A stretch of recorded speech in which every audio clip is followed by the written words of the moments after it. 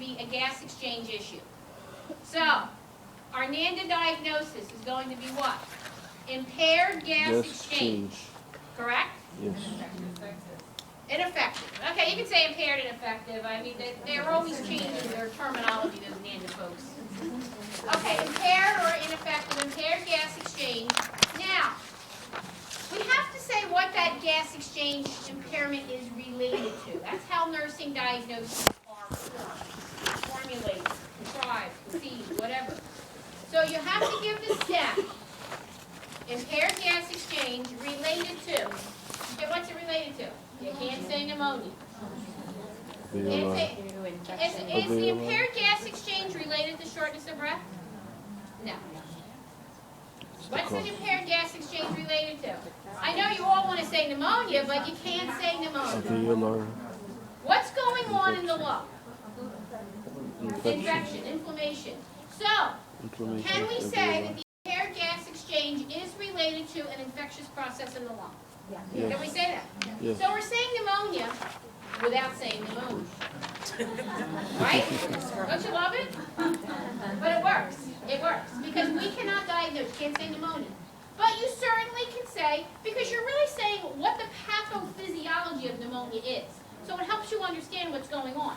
There's an impaired gas exchange because I've got an infection in the lung that's causing exudate, which is causing the crackle, which is causing the hypoxia, which is causing the shortness of breath, right? All the way down the line. So, take it one more step. Impaired gas exchange related to infectious process in the lung as evidenced by. What's your evidence? Freckles in the left base. Shortness of breath. Pulse ox of 89, okay? Your symptoms are listed. That's your evidence. Can you do this? Okay, you can do this. So that's diagnosis. You've all made a diagnosis now, which should be a wonderful.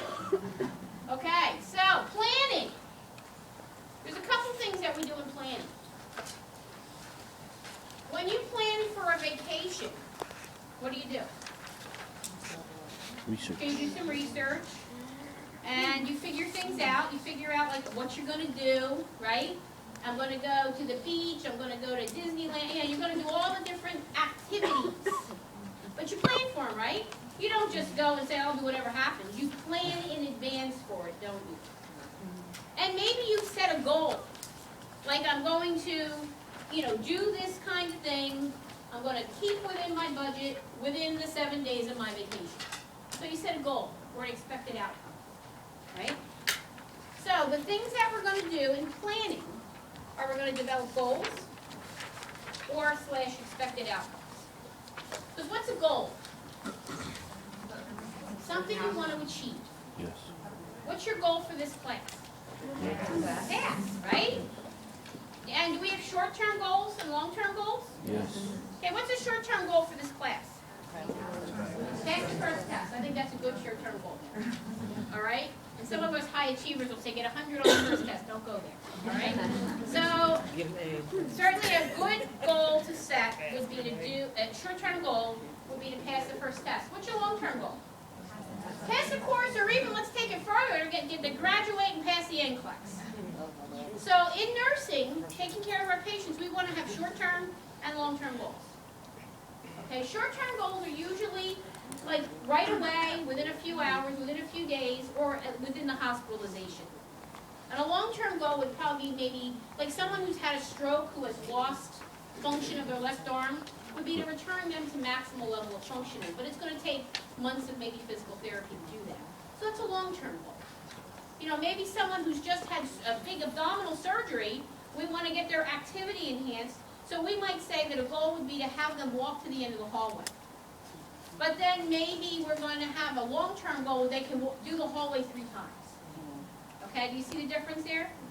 Now, who do you think you have to involve in the process of making goals? The patient. Sometimes the family too. Can't just be all you. I say you're going to do this, and that's it.